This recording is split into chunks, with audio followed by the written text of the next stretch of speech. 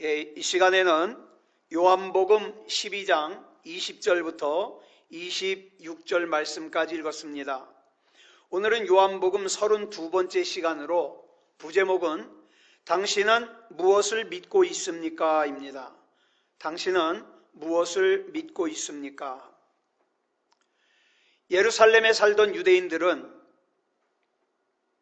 예루살렘에 입성하신 예수님께서 자신들의 욕망을 채워줄 줄 알고 예루살렘에 입성하시는 예수님을 열광적으로 환영했습니다.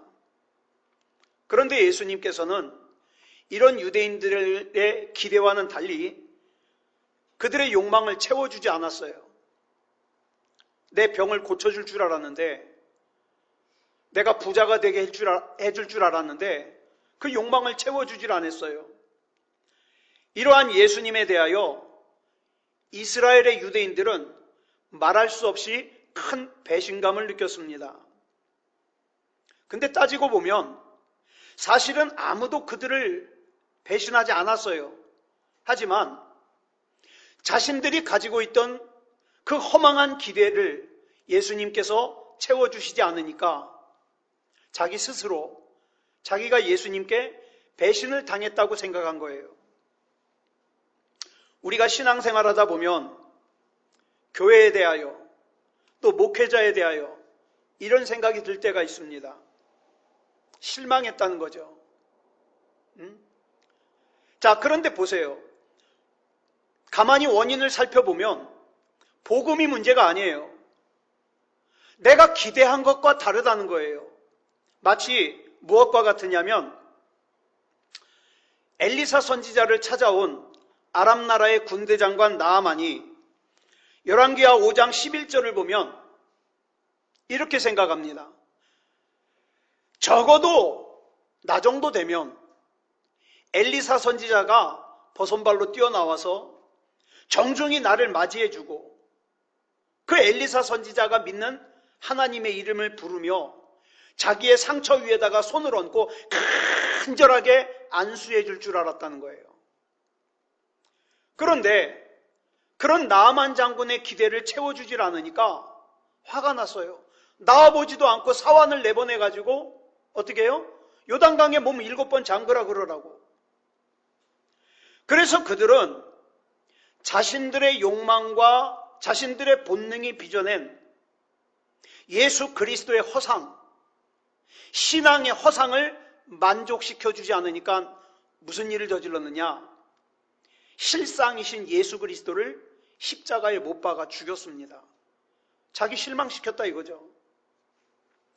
이들이 주님을 향하여 호산나 호산나 그러고 목이 터져라고 외친 지 불과 5일 뒤의 일입니다. 호산나를 외치느라고 지축을 뒤흔들었던 이스라엘 백성들은 불과 5일 후에 그 예수님을 십자가에 못 박으라고 소리를 질렀습니다. 예루살렘 성에 입성하시던 예수님을 향해서 호산나라고 외치던 그 외침이 여운이 채 가시기도 전이죠. 예수님께서 예루살렘에 입성하시기 전날, 즉 토요일 날입니다. 앞에서 말씀드린 바와 같이 베다니에서 살고 있는 나병 환자인 시몬의 집에서 머무셨습니다. 그 소식이 사람들에게 들려지니까 많은 사람들이 베다니로 몰려왔습니다. 그 이유는 그 신기한 능력을 행하시는 예수님도 구경하고 동시에 그 죽었다가 나흘 만에 살아났다는 나사로도 구경하기 위해서였습니다. 그런데 사람들이 그렇게 예수님께 많이 몰려들면 몰려들수록 대제사장 무리들과 바리새인 무리들은 신경이 날카로워져요. 왜냐하면 이렇게 예수님의 인기가 점점 높아지면 자신들의 기득권을 예수님에게 빼앗길까 봐 그게 두려운 거죠. 그래서 예수님을 체포하여 잡아 죽이기로 결의했던 대제사장들은 한 걸음 더 나아가서 죽었다가 나흘 만에 살아난 나사로까지 죽이기로 했습니다. 왜냐하면 죽은 지 나흘 만에 살아난 이 나사로가 존재하는 한 아무리 예수를 죽여도 그 나사로를 보는 사람마다 누구를 생각하겠어요? 그 나사로를 살린 예수님을 생각하겠죠.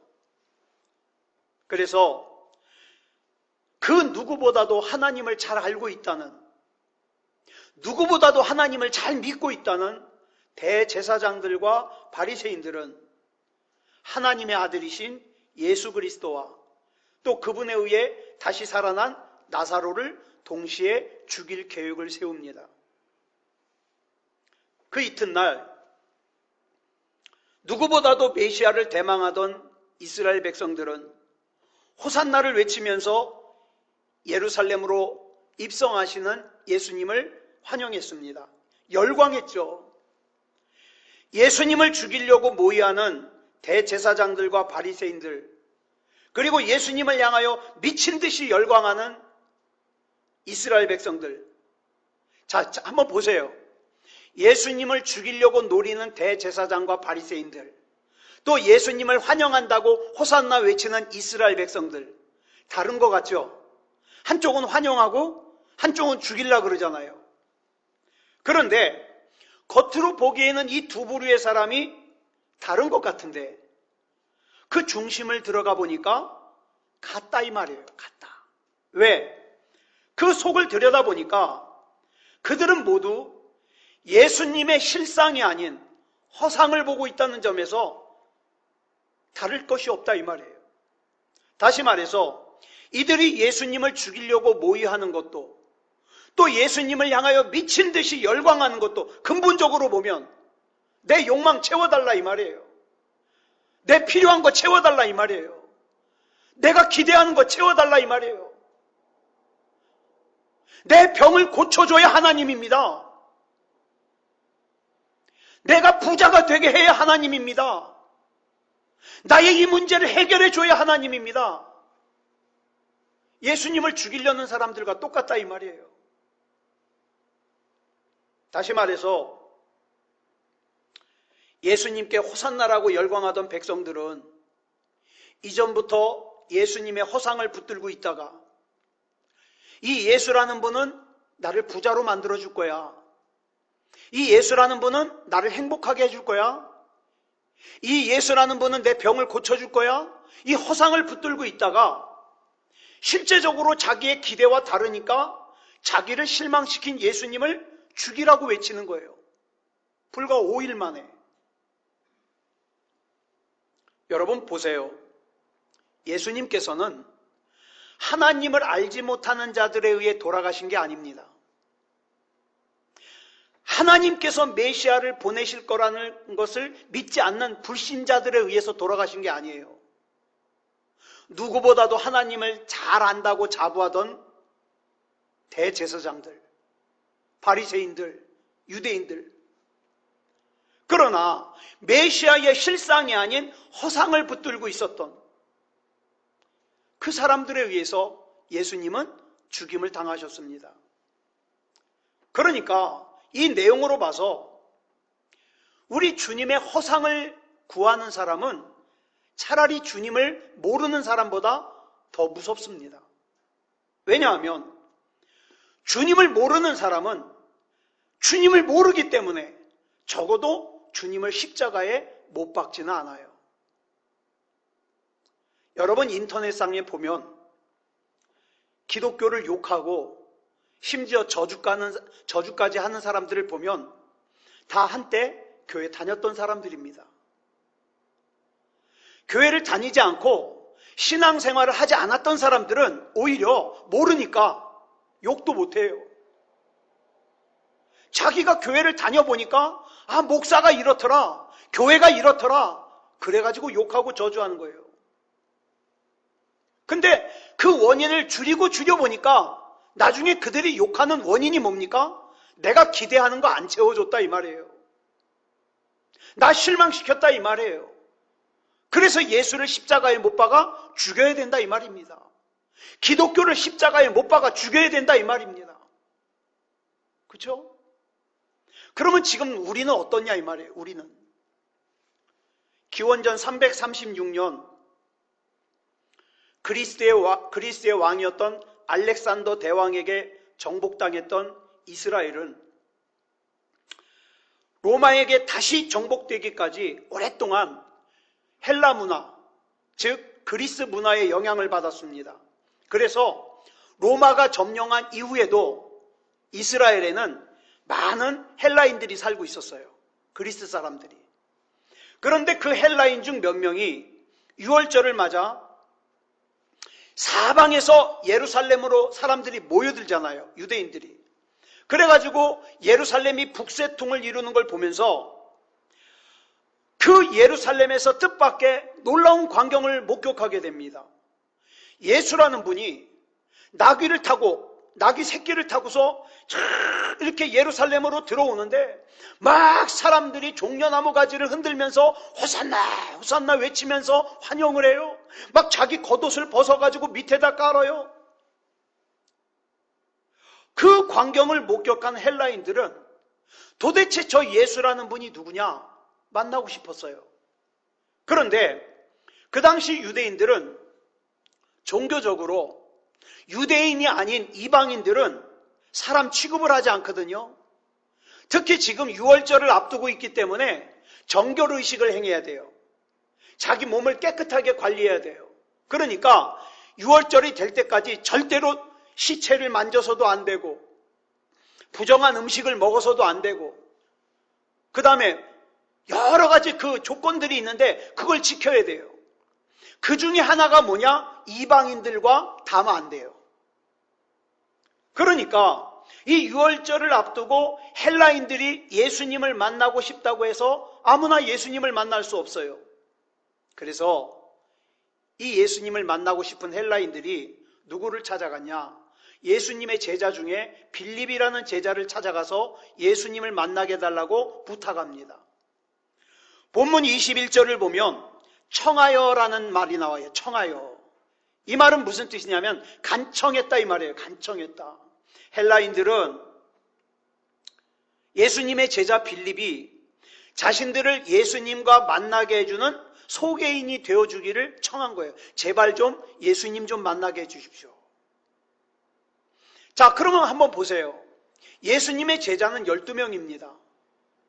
근데 그 12명의 제자 중에 이 헬라인들은 왜 유독 하필이면 빌립을 선택해서 자신들을 예수님께 소개해 주기를 간청했을까요?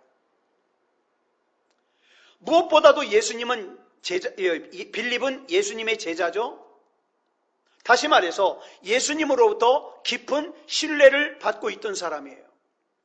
그런 면에서 이 빌립은 예수님을 만나고 싶은 헬라인들에게 첫 번째 조건을 갖추고 있어요. 그런데 여러분 아시다시피 빌립만 제자가 아니잖아요. 빌립 외에도 11명의 제자가 더 있습니다.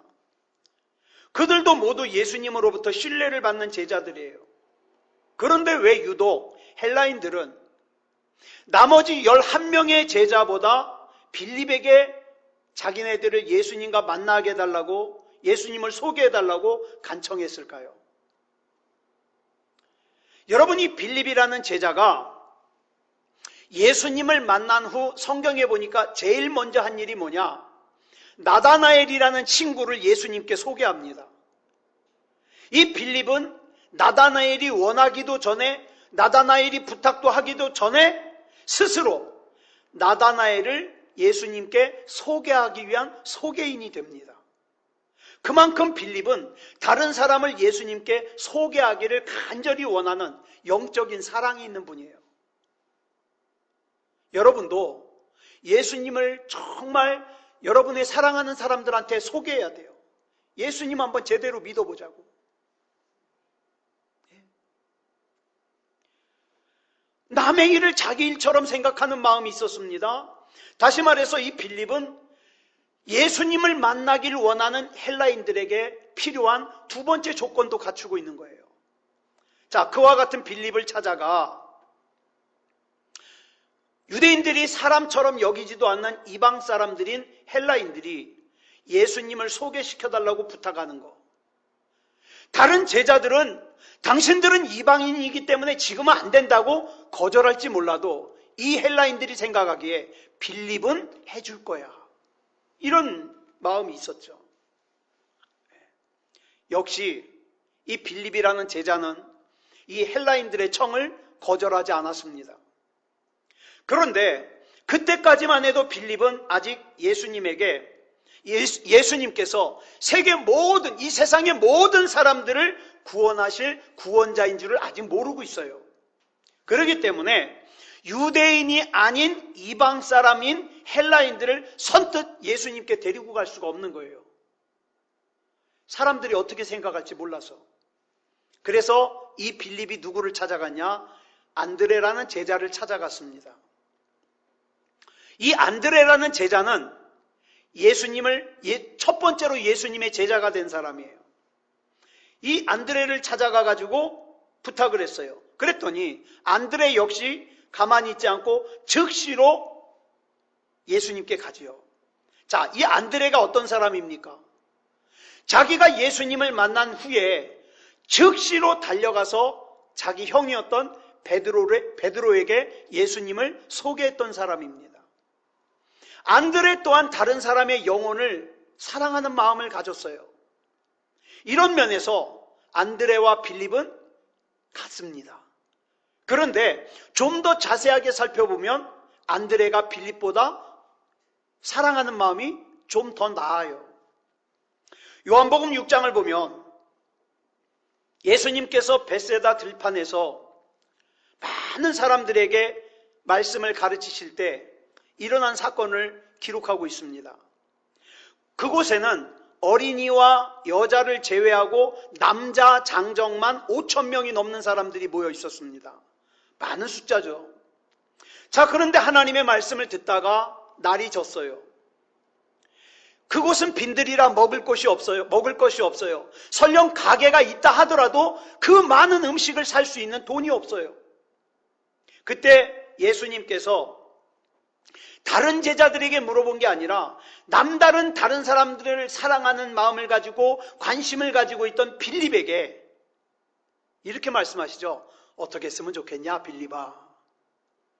그랬더니 이 빌립은 정말 사랑하는 마음이 있지만 뭐라도 먹여주고 싶지만 그러나 살 돈도 없고 살 수 있는 가게가 없어요. 그러니까 아유 예수님 안타깝지만 그냥 돌려보내야 될 것 같습니다. 여기는 뭐 먹을 것을 구할 수 있는 곳이 없습니다. 이게 빌립의 최선이에요. 그런데 안드레는 달랐어요.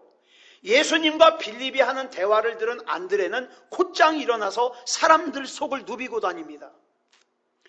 누가 먹을 것을 가지고 있지 않는가 살펴보기 때문이에요.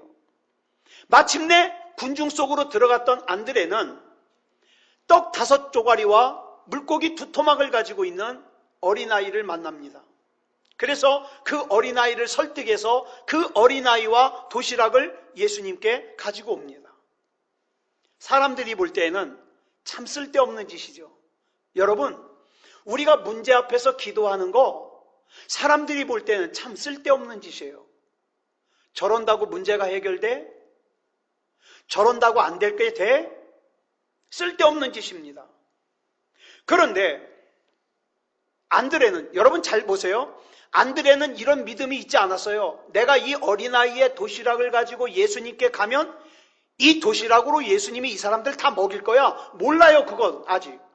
그런데 안드레는 그건 아직 모르지만 이거라도 안 하면 안 되었어요. 내가 할 수 있는 것이 아무리 작아도 해야 했어요. 오늘 고척일동 동사무소에서 전화가 왔어요. 목사님, 이번 주일부터는 10명만 예배를 드려야 됩니다. 전화가 왔어요. 어떻게 하면 한 사람도 빠지지 않고 예배를 드리게 할 수 있을까? 저는 참 기계치예요. 우리 식구들이 알아요. 저는 뭘 고치려고 하나를 만지잖아요. 2개가 고장나요. 그래서 뭐가 고장나도 어저께도 싱크대에서 물이 새는데 제가 건드리면 더 고장날까 봐 가만히 있었어요. 우리 집사람이 고치더라고요. 그런 기계치인데 뭐라도 해야 될 거 아니에요. 뭐라도. 한 사람이라도 더 예배드리게 하려면. 그래가지고 오늘 하루 종일 그 실시간 예배, 유튜브 실시간이 날까 아니면 줌 실시간이 날까 그거 가지고 많이 테스트했습니다. 이제 곧 문자를 보내드리고 이번 주일날은 아마 그렇게 영상으로 예배를 드려야 될 것 같습니다. 뭐라도 해야 되는 거예요. 이것이 효과가 있든 없든 이게 내가 할 수 있는 어린아이의 도시락이니까, 이게 최선이니까, 이게 하나님을 향한 예배를 멈추지 않을 수 있는 방법이니까. 그런데 예수님께서는 안드레가 데리고 온 아이로부터 건네받은 그 보리떡 5덩어리와 물고기 2토막을 받으시고 그 도시락을 축사하신 다음에 나누어주고 먹게 하는데, 거기 모여있는 수많은 사람들이 배불리 먹고도 12바구니나 거두는 오병이어의 기적을 일으키셨습니다. 보세요. 사람을 사랑하는 안드레가 없었다면 위대한 사도 베드로는 존재하지 못했을지도 몰라요. 남의 일을 자기 일처럼 여기는 안드레가 없었다면 우리들이 잘 알고 있는 그 오병이어의 기적이 없었을지도 몰라요. 그러나 사람을 사랑하고 돕는데 안드레는 빌립보다 확실히 한 수 위입니다. 저는 저와 여러분이 그랬으면 좋겠어요. 우리는 다른 사람 얘기하는 거 참 좋아합니다. 아무개가 어땠대, 아무개가 어땠대. 그런데 적어도 저와 여러분이 인정받기를, 저 사람에게 내 문제를 얘기를 하면 기도는 해줄지 모르지만 소문은 안 낼 거야, 이런 믿음을 줄 수 있는 사람. 저 사람에게 기도를 부탁하면 적어도 자기 일처럼 기도해 줄 거야, 이렇게 인정을 받는 사람. 안드레라면 설령 내가 이방인을 데리고 왔다고 해도 예수님께 꾸중을 듣는 한이 있더라도 안드레만큼은 저 헬라인들을, 저 이방인들을 잘 데려왔다고 칭찬해주고 예수님과 만나게 할 수 있는 가교 역할을 해줄 수 있을 거라는 믿음이 있었습니다. 아니나 다를까 안드레는 빌립이 믿었던 것처럼 조금도 주저하지 않았습니다. 이처럼 안드레와 빌립은 이방인인 헬라인들을 예수님 앞으로 인도하는 소개인, 중개인 역할을 잘 감당했습니다. 그래서 이날 예수님께서 승천하신 후 제자들이 복음을 들고 나중에 이방 지역으로 가지 않아도 그 전에 먼저 이방인들에게 복음이 전파되는 놀라운 역사가 일어날 수 있었던 겁니다. 이방인인 헬라인들이 예수님을 만나기 위해 먼저 빌립을 찾아가고 그 부탁을 받은 빌립이 지체 없이 안드레를 찾아갔다는 것은 그 두 사람은 예수님의 신뢰를 받는 사람들인 동시에 사람을 진짜 사랑하고 사람을 진짜 생각하는 마음이 남달라서 이 사람이 다시 하나님 앞에 돌아올 수 있기까지, 이 사람이 다시 하나님 앞에서 인정을 받기까지, 이 사람이 구원받는 일이라면 내 일처럼 여기고 할 수 있는, 그게 진짜 예수 믿는 사람 아니겠습니까? 안드레와 빌립은 그 이방인인 헬라인들에게까지 그런 사람으로 소문이 나 있었던 거예요. 뿐만 아니라 이 사실이 성경에 기록되어 있다는 것은 하나님께서도 안드레와 빌립을 그렇게 인정해 주고 계신다는 뜻이죠. 본문 23절을 보면 예수님께서 당신의 죽음이 임박했다는 걸 뭐라고 표현을 하냐? 줄친 것만 보면 뭐라 그랬습니까? 시작. 영광을 얻을 때가 왔도다. 예수님은 자신의 죽음을 뭐라고 표현했느냐? 영광을 얻을 때라고 표현했습니다. 주님께서는 십자가 위에서 스스로 죽어지는 미랄이 되기만 하면 자기 생명에 집착하지 않고 그 십자가의 고난을 감수하기만 하면 하나님께서 영광으로 되돌려 주신다는 것을 확실하게 믿었어요. 그래서 그 경로가 되었던 죽음의 형태를, 저는 십자가만 보면 참, 여러분 십자가가 뭡니까? 사형도구예요. 예수님 사형시킨 사형도구예요. 그런데 예수님이 그 사형도구에 돌아가시니까 어떡합니까? 그 사형도구가 사람들에게 아주 귀한 도구가 되는 거예요. 어떤 사람은 귀에다 달고 다녀요. 어떤 사람은 목에다 달고 다녀요. 어떤 사람은 배지로 달고 다녀요. 어떤 사람은 십자가를 갖다가 반지에다 새겨 갖고 다녀요. 왜? 이 십자가가 나에게 소중하니까. 사랑하는 여러분, 저와 여러분이 하나님 앞에 소중한 사람이 되면 내가 있는 곳이 소중해져요. 우리 가정이 소중해지고 내가 하는 일터가 소중해지고, 그렇죠? 그런데 이 비밀을 말씀하시면서 본문 24절을 보면 이렇게 시작하고 있습니다. 줄친 것만 시작. 내가 진실로 진실로 너희에게 이르노니. 사람들이 얼마나 주님의 말씀을 듣지 않았으면 이렇게 말씀하셨을까요? 이건 진짜 중요한 얘기다. 이건 정말 귀담아 들어야 된다. 이러면서 말씀하시는 거예요. 뭐라고 말씀하셨는가? 계속 봅니다. 시작. 한 알의 밀이 땅에 떨어져 죽지 아니하면 한 알 그대로 있고 죽으면 많은 열매를 맺느니라. 밀알이 죽는 것은 끝이 아니에요. 밀알이 죽는 것은 새로운 시작입니다. 그러므로 참된 열매를 거두기 원하는 자는 먼저 자기가 죽어야 돼요. 내 자존심이 죽어야 돼요. 내 욕심이 죽어야 돼요. 내 감정이 죽어야 돼요. 제가 이따금씩 감정 조절을 잘 못해가지고 나중에 두고두고 후회할 때가 있어요. 감정 조절을 잘 못해서, 짜증을 내서, 불평을 해서. 이게 죽어야 새로운 시작이 되거든요. 그러니까 여러분, 내가 정말 참된 열매를 거두는 인생을 살고 싶다? 내가 먼저 죽어야 돼요. 이게 하나님의 법칙이에요. 그런데 얼마나 많은 사람들이 자기는 조금도 죽지 않으려고 그래요. 그러면서 열매만 거두려고 그래요. 난 죽을 수 없어. 난 자존심 상하는 거 참을 수 없어. 나는 이거 손해볼 수 없어. 그러면서 어떻게 해요? 열매는 가지려고 그래요. 생명의 열매, 하나님이 인정하시는 열매, 사람들이 칭찬해주는 열매, 이런 열매는 받고 싶어 해요. 그러다가 힘든 상황이 오면 다 도망갑니다. 불편한 상황이 오면 다 도망갑니다. 죽을 것 같은 상황을 만나면 다 도망갑니다. 이거는요, 하나님을 속이는 거고 자기 자신을 속이는 거예요.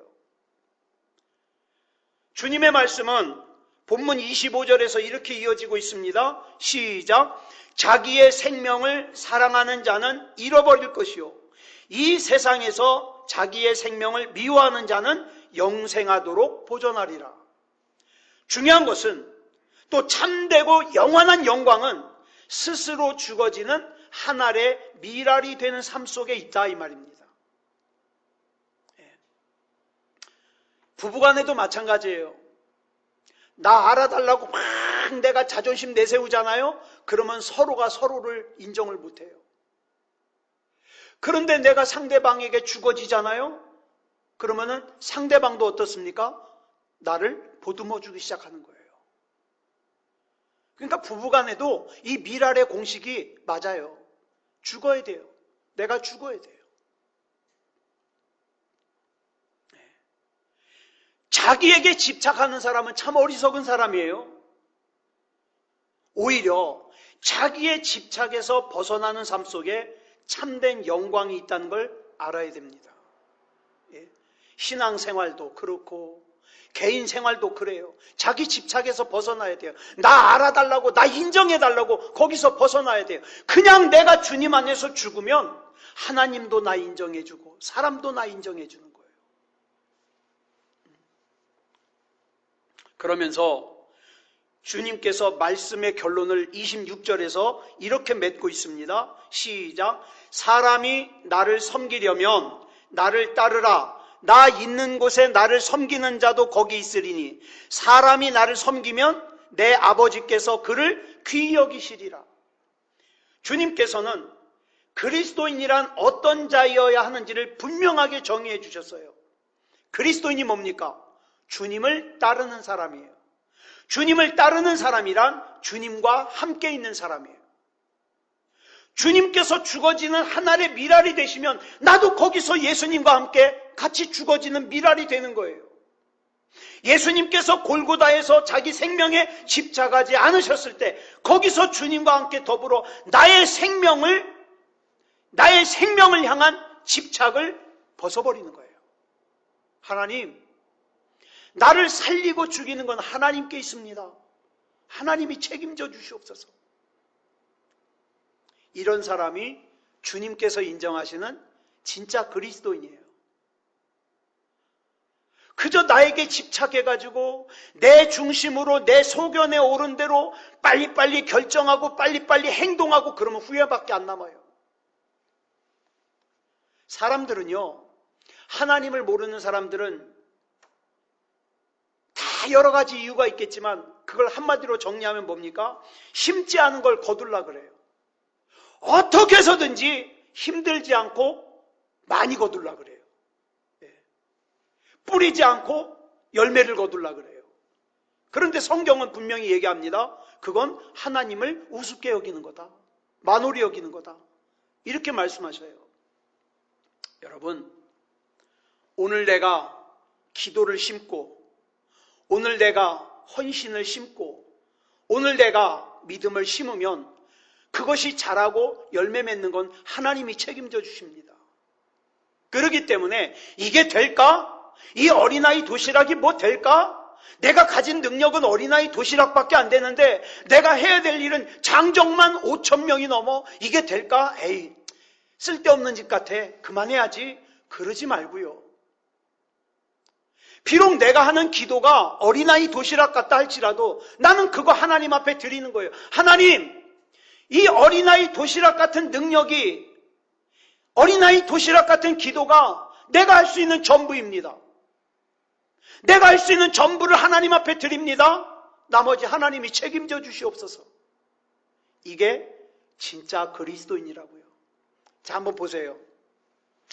이렇게 자기의 작은 능력을 가지고 하나님 앞에 기도하는 사람과 앞에서 말씀드린 대로 예수님이 들어오시니까 호산나 호산나 외쳤는데 그 속에는 내가 예수님을 이용해서 병 고쳐야지, 내가 예수님을 이용해서 부자가 돼야지, 내가 예수님을 이용해서 한번 잘 살아봐야지, 이런 속셈을 가지고 있다가 예수님께서 내 기대한 거를 갖다가 응답해 주지 않으니까 아유, 예수 믿어도 소용없어. 나 그대로인 걸 뭐. 그래가지고 예수님을 갖다가 미워하고 예수님을 십자가에 못 박은 사람과 어떤 게 진짜 그리스도인입니까? 여러분, 나는 지금 뭘 믿고 있습니까? 오늘 우리가 하나님 앞에 기도할 때에도 물론 내가 필요한 거 많아요. 저도 지금 문제가 많아요. 그 필요한 거, 문제 있는 거 하나님 앞에 기도해야 되겠죠? 그런데 그거보다 더 우선하고 먼저인 것이 뭡니까? 하나님, 내가 하나님께 조금 더 가까워지게 해주시옵소서. 그래서 진짜 그리스도인이게 해주시옵소서. 이게 먼저입니다. 이게 먼저예요. 아무쪼록 이렇게 우리 하나님 앞에서 진짜 그리스도인이 되어 예배하고 기도하고 하나님과 하나가 되어서 승리하는 삶을 사는 그런 저와 여러분이기를 그리스도 예수님의 이름으로 축복합니다. 기도하겠습니다. 사랑의 아버지 하나님, 감사합니다. 오늘 이 시간 우리 하나님께서 붙잡아 주셔서 하나님을 예배하고 하나님을 찬양하고 하나님을 기도할 수 있음을 감사합니다. 하나님, 우리에게 문제가 있습니다. 하나님의 얼굴 바라봅니다. 그런데 내가 가진 능력은 참 보잘것없습니다. 어린아이 도시락 같습니다. 그래서 때로는 두렵고 때로는 힘들고 때로는 억울하고 때로는 답답하고 그럴 때가 많습니다. 그러나 주님, 내가 가지고 있는 작은 도시락 하나님 앞에 맡깁니다. 하나님 책임져 주시옵소서. 나를 살리시는 분도 하나님이시오 나를 죽이시는 분도 하나님이시니 하나님의 손에 나를 다 맡겨드립니다. 사랑의 아버지 하나님, 이 밤에 기도할 때에 우리 하나님께서 응답하시고 역사하시고 인도해 주시옵소서. 내 욕심을 챙기기 위해서 예수님을 호산나 환영했던 그 예루살렘의 유대인들이 아니라 헬라인들이 예수님을 만나고 싶어서 찾아갔던 안드레 같은, 빌립 같은 진짜 그리스도인이 되게 해 주시옵소서. 우리 주님께서 붙잡아 주실 줄 믿사오며 그리스도 예수님의 이름으로 간절히 기도드렸사옵나이다. 아멘.